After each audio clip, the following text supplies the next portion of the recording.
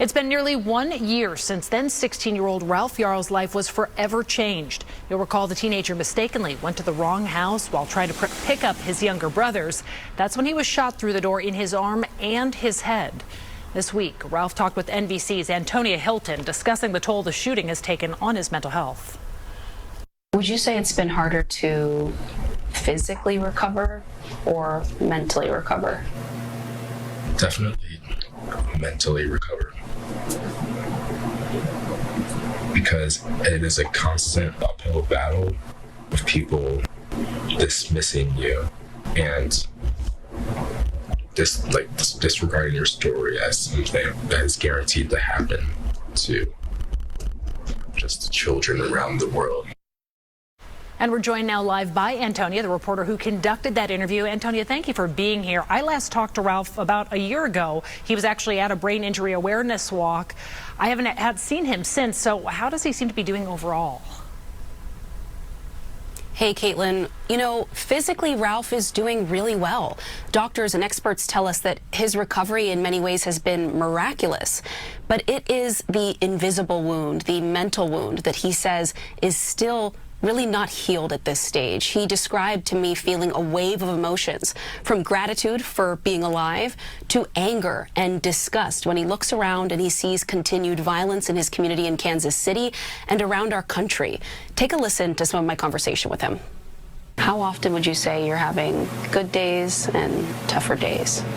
It's definitely a bumpy journey. I don't know, I just have such a negative wave of emotions, like anger, disgust, that this stuff is still happening and that people just don't care, or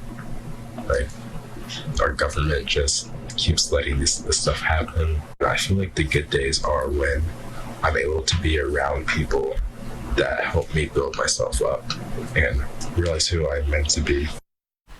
Well, speaking of people being around him, Antonia, I couldn't help but notice he has some of his friends there in that interview you did with him. Did they say, has this impacted them as well, and if so, how? Absolutely. They described, frankly, feeling traumatized. When they first heard the news about what happened to Ralph, especially his friends in the band, they were hurting. They could barely function at times. And then over the course of the year, they've developed anxieties of their own. Some of his friends described to me being afraid to drive into unknown neighborhoods or to be near the driveway of a stranger, that they triple and double check sometimes the address that they put into Google Maps before they go somewhere, because they live with this fear that something similar could happen to them or other young people in their community.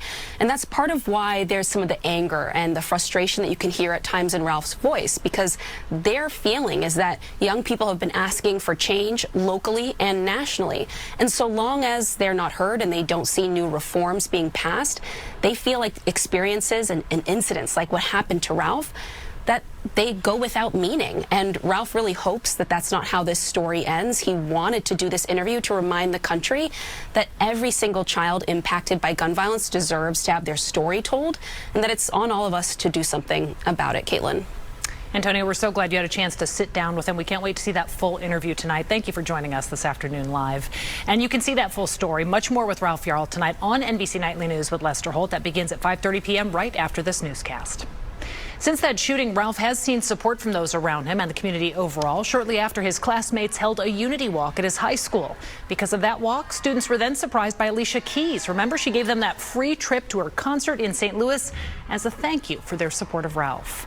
Then he took part in last year's Going the Distance for Brain Injury walk. I was there that day. It was so good to see him.